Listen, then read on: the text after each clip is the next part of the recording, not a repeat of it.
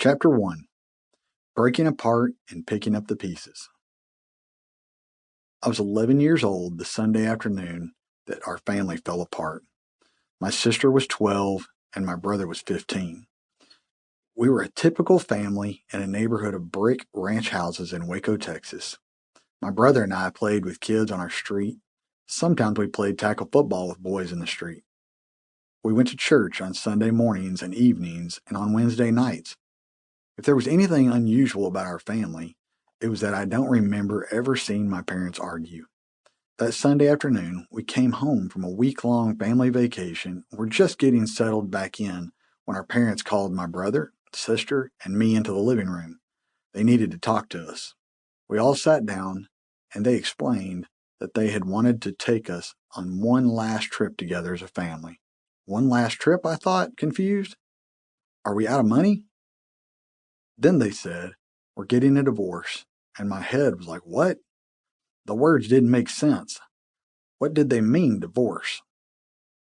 I looked at my brother, then my sister, to see if they were as confused as I was, or to find some clue that this was a joke I just wasn't getting. But nobody was smiling. Over the next 30 minutes or so, without explaining why, our parents laid out the logistics of the situation. Mom would live somewhere else, and Dad would stay in the house. The three of us would choose which parents we wanted to live with. How could I make a choice like that? Right now? Mom or Dad? I was 11. How does a kid decide something like that? Well, Dad sometimes took me deer hunting, I thought, and I like to hunt. So that was the best reason I could come up with for saying, I'll stay with Dad. My brother stayed with Dad too, and my sister went to live with our mother, and that was that. Except it got worse, much worse, very soon. Within a few months, our father had married another woman. His new wife had 2 children of her own, and my brother Mike and I didn't necessarily fit into that picture. They actually tried to make us all a family for a while, and even moved my sister Cora in with us. One day, I walked into the living room just as my stepmother slapped Cora, so I jumped on my stepmother and held her down until my father came home a short while later. It was obvious that this living arrangement was not going to work, so they all moved out, including my father, and Dad let my brother and me live in the house in Waco. My sister moved back in with our mom. This was when my brother and I literally began living on our own. Mike was 15 and I was 11. We basically lived with little to no adult supervision.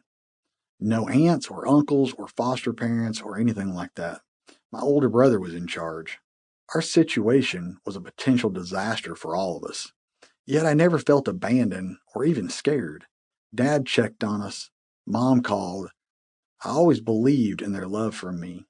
They had taught us to be self-reliant since we were very young.